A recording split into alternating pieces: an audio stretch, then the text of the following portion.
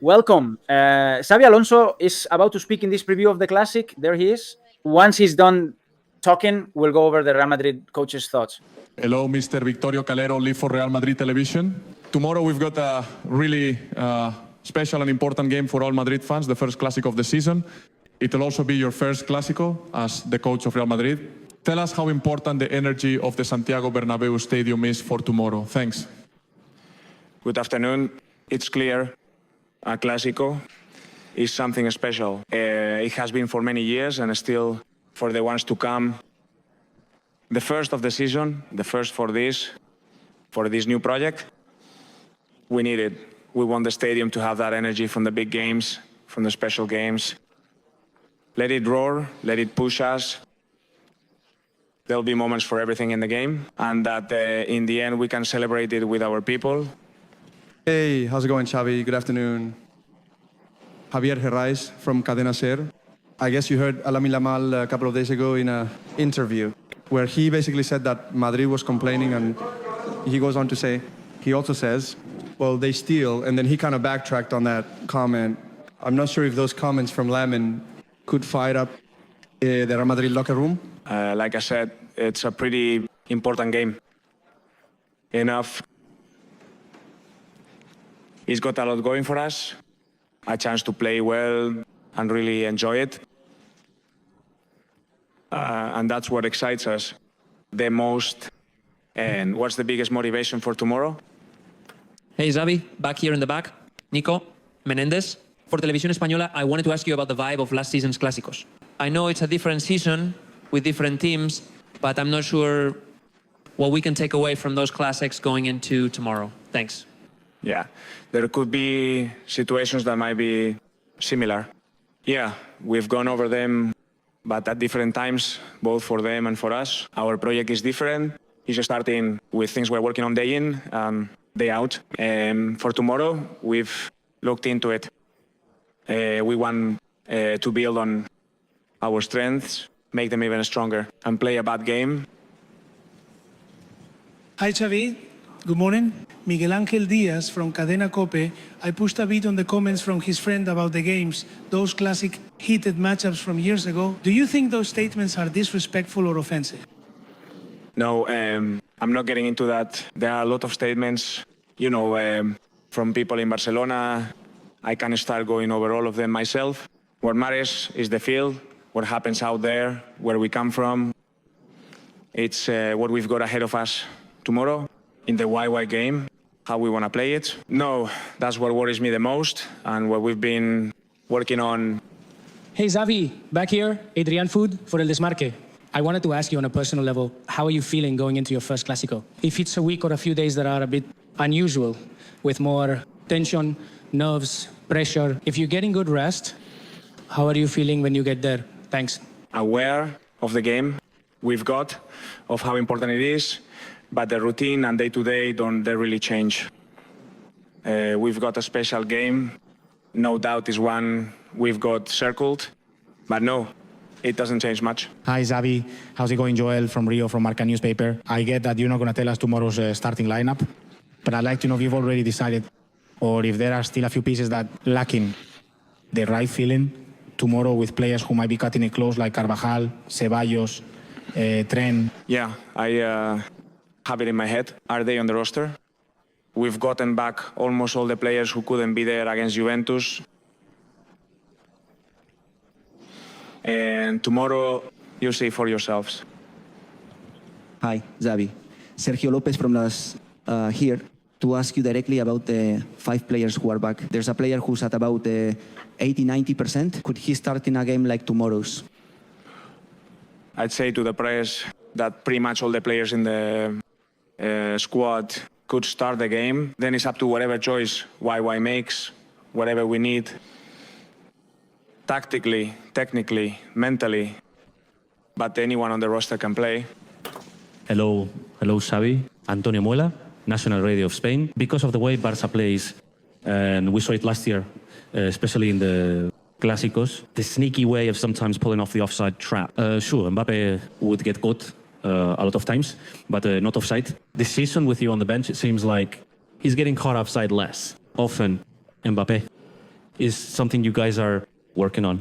And it's something that could be decisive given the way Barca plays, obviously because of Mbappe's potential. Well, with the qualities of our players, yeah, they definitely can, situations can come up, but first we've got to do more, not just what happens behind their defensive line, but first how we manage to get into those passing situations and from what positions to deliver. So, well, I think there are a lot of little details that can make the difference in our key games.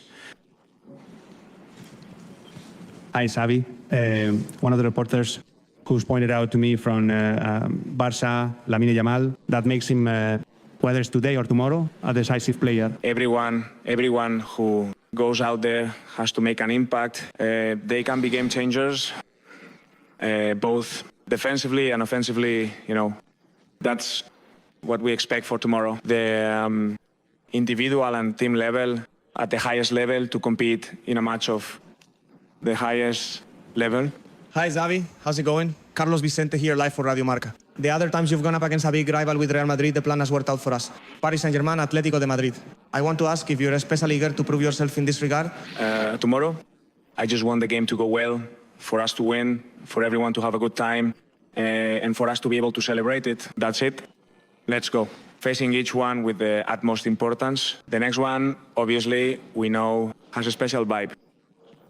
And that's why, well, it's the most important one right now. How's it going? Xabi Martin from K Diario. Last year, Mbappé played in all the classics.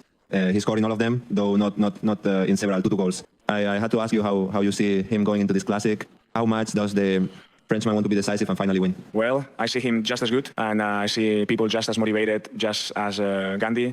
Well, just the same. Or we know what the game and the drive mean. I don't know what's the big deal. I mean, I see Kylian doing well, but, well, to everyone else, did they recover well after the rain? We haven't had any problems. Raúl has bounced back just fine. So, tomorrow's the moment. Hi, Xavi. Abraham Romero, El Mundo. After the derby, you said that talking only about attitude was a bit simplistic. I wanted to ask if after the derby, the team has felt a bit of a turning point when it comes to attitude, but also not just that, on a technical and tactical level. Do you think the team is coming into this one maybe at the best moment of the season? Well, no doubt. It's been quite a few more weeks now. I'm not exactly sure. And then, yeah, we've been fixing things, doing them better. Why? Looking ahead to tomorrow. Then we think we're arriving at just the right time. Absolutely. Mentally, in terms of soccer, skill level, competitiveness, it's a really good moment. Hi, Xavi. How's it going? Olivier Lorenzo from El País. About Mbappe, have you ever said that he's the kind of player who, if you explain things to him clearly, when he gets it, he does it. He's a very, very rational player. I think you were talking about that the other day. I don't know if you can explain or talk a bit about what you ask him for or what you've been asking him for these past months in terms of what he needs to do within your game model. Thanks. Well, man, it's just tough. Usually the conversations or the instructions, but especially how we can be more efficient at finding the positions. What can he do to stand out? And within that system and that collective quality, how can he be the most impactful, right? And in fact, not just for the goals, but for other situations where he's showing up. Each time the team's overall quality is getting better for me, and Kylian is a key part of that. So when he knows what to do, his movement in relation to the other person and the other person knows how to read them too, that's what we're working on. How's it going, Xavi? Good to see you. Fernando Burgos on the Cero. I think it's 11 wins in 12 games this season. There's just the blemish from the derby. Do you think it's oversimplifying for people to just focus on that after 2 months into the season? What if you don't think those games, derbies, classics really make or break a project? Well, as for the project, I'm not sure these are important games. I don't like to just judge the results, but the process, yeah, in this process of 12 games, there's still been some growth. I think there's room for improvement, but not yet. We're almost in November, right? Right now, no trophies are being handed out yet. No medals are being won yet. So, yeah. There's still a lot of season left, but right now, the most important thing is tomorrow. We only have tomorrow, and we've got the Clásico on our minds. How's it going, Xavi? Ruben Cañizares from ABC. No, you didn't want to answer about Ming. You said the important thing is what happens out on the field and how your team wants to play after 12 games, 9 inches La Liga and 3 inches the Champions League. Do you think this Real Madrid, your Real Madrid, plays good soccer?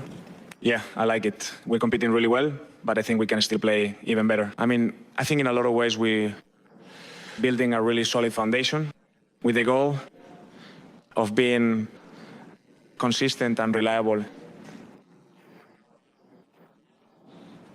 We need to take the next step. Yeah, but to me, it's been good soccer. There are times when you feel like you need a goal.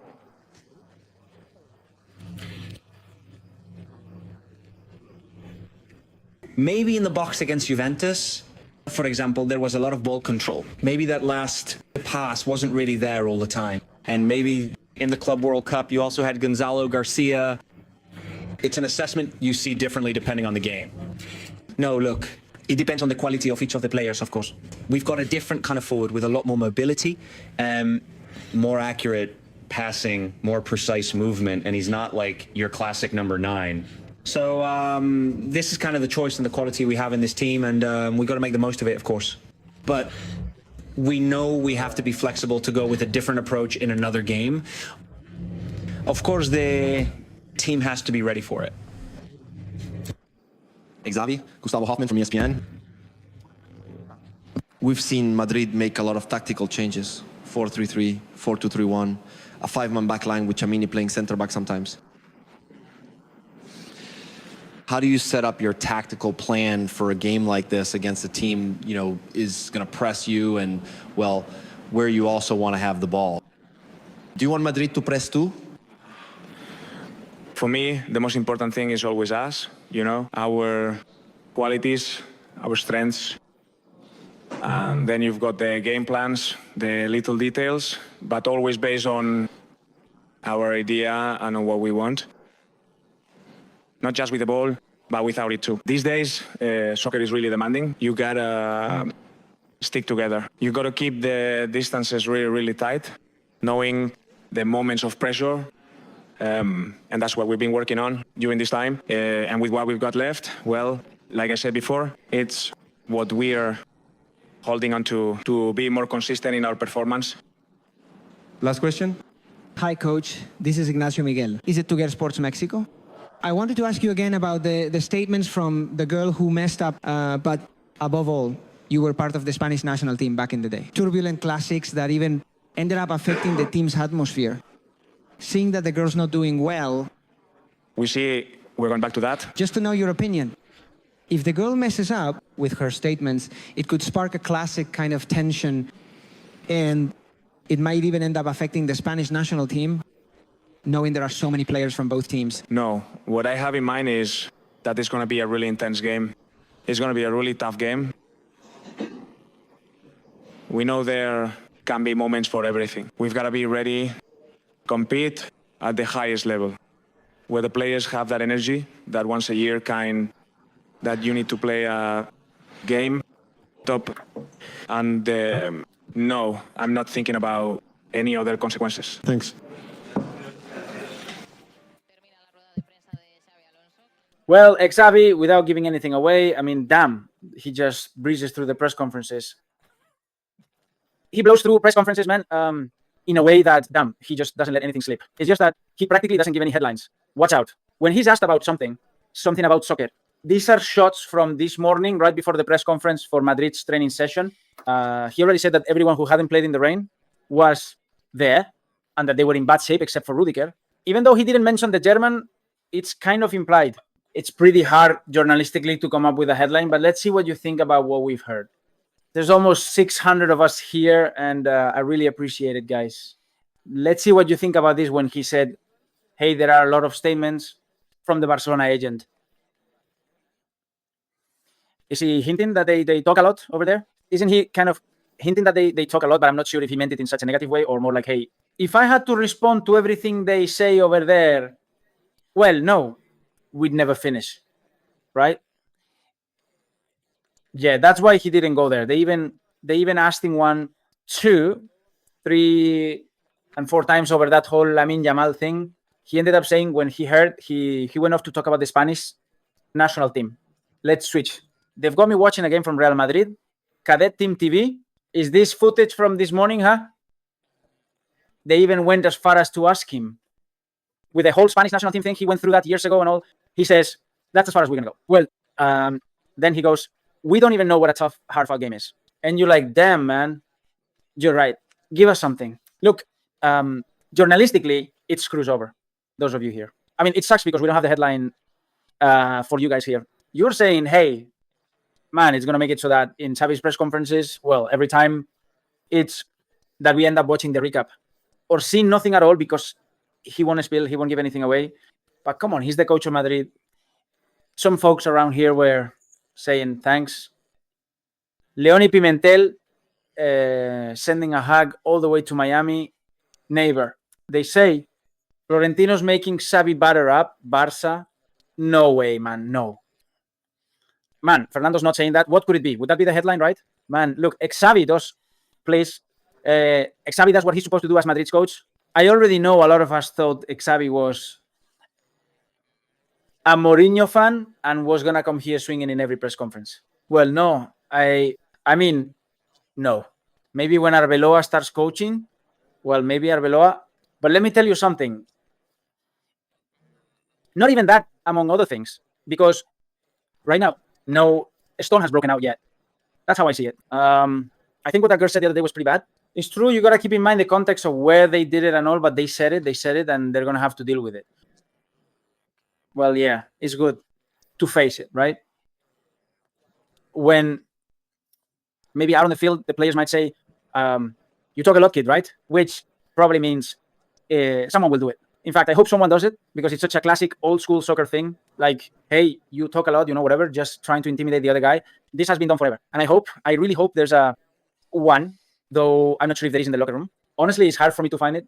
Maybe over time, they'll evolve more in that direction. A Pepe, a Ramos, and all. But something, at some point, is going to catch up with the kid, right?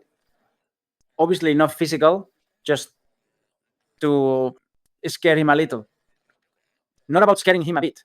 And then, you know, in terms of the vibe, well, man, as long as there's no insults, no character, insults, you know what I mean, right?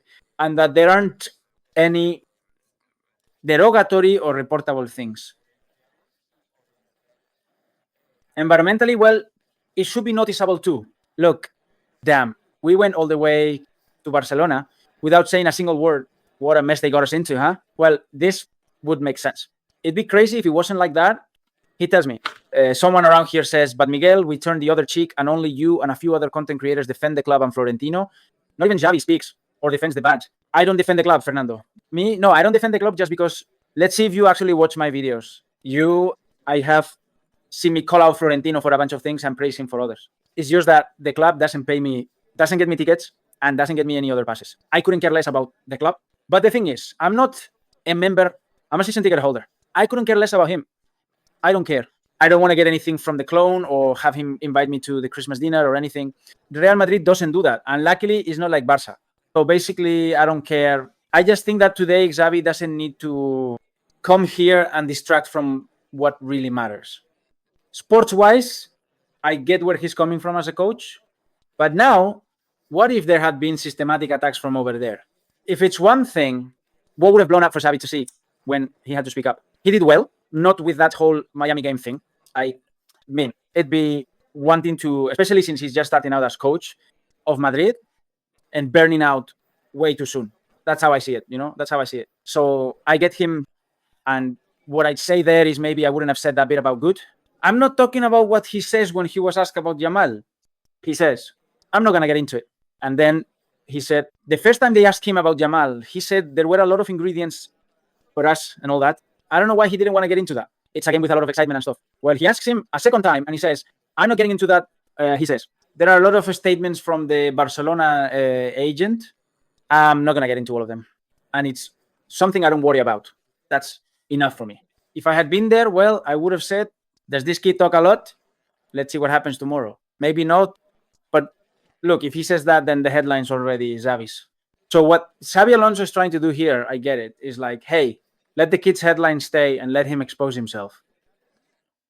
The kid's headline is already there. Let it stay there. I don't want something coming from me that ends up on the front page of Marca or in the media. No, Xabi answers the call. So everyone's like a tennis match. No, and now he tells me, I called you. Like, seriously. I think the Real Madrid coach is smart right there. But why? Hey, man, dude, what's up? He says the ones who need to answer to the mind are the players, specifically tomorrow. It's no use if Xabi Alonso goes off today, if tomorrow they get their faces handed to them. Absolutely, I'm totally with you.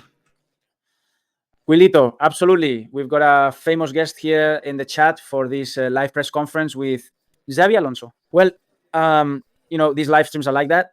Like I always say, before you see it on Marca or somewhere else, you can watch it here. In fact, I always encourage people to watch it on Real Madrid TV. But if you drop by here to support the channel, well, then we'll do this. This little recap of what he said and talking it over among ourselves, well, the more the better.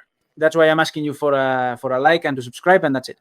Later in the afternoon, we'll be back with another video, and then I'll have a few more headlines, though. Not many, huh? But that thing about there being a good question and the journalist not being too sharp today, I think at the press conference, I think Xabi kind of slipped away from them a bit because, yeah, Xabi was answering not with monosyllables, but he answered really short.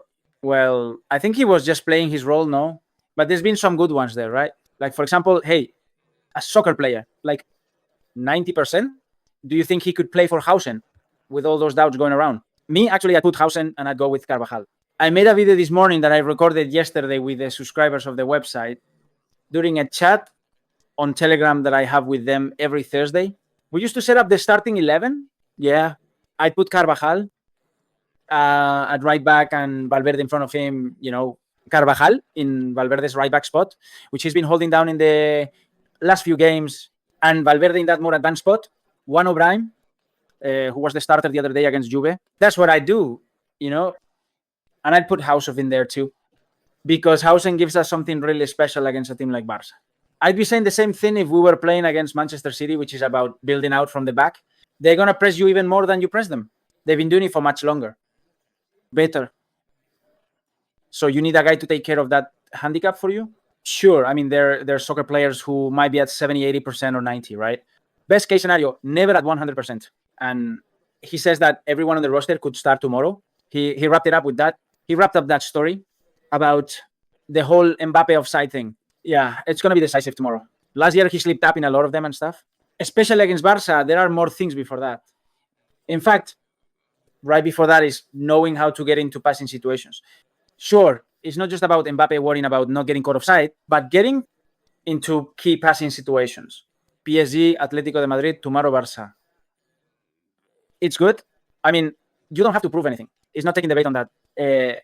He says this game is important, just like all of them. Oh, and the instructions for Mbappe, this seems interesting to me. He says it. He's let slip here some of the little things they talk about. And that at some point, the Real Madrid coach has even said that the killer Mbappe picks up on it really well afterwards. He processes it really well. He reads it really well. It's good what he tells him because he's a really smart player. So we can be even more decisive. They mostly talk about the spaces I can take up and where he can show up beyond the quality he's got. No, with the quality he's got, you can always fine-tune things to do more damage and show up in certain spots. Those who... well, maybe at some point in his career or especially last year. And that's even with him scoring 44 goals. He wasn't showing up, and that's where they want to optimize the Frenchman's game, right? Why? That's it. He's played 12 games. There's still room to grow and room for improvement. And that they've got a solid foundation, but they can still play even better. About the formation, good question too, but he didn't give anything away. That what really matters is Madrid, that what really matters is them. So they don't play based on or set up a game plan based on the other team. All right. Thanks, guys. Almost 700 right now, 25 minutes. Live with the press conference. We'll be back this afternoon with a video, with a second take. Has anything new come up? Has the Barca assistant coach spoken? Flicker didn't do it because he's not going to be on the bench tomorrow. I think even if he's not going to be on the bench tomorrow, he still could have spoken, I think so, but his assistant did. He didn't say anything worth mentioning. Rafinha's not going to make it, and there's some news there about Barca, and we'll go over all of it in the next video. Thanks to Quilito and to everyone who hung out in the chat. Anyway, I really appreciate it a lot. See you in the next one. Give this video a like, please, and subscribe to the channel if you haven't already, and have a great Saturday afternoon. Bye-bye.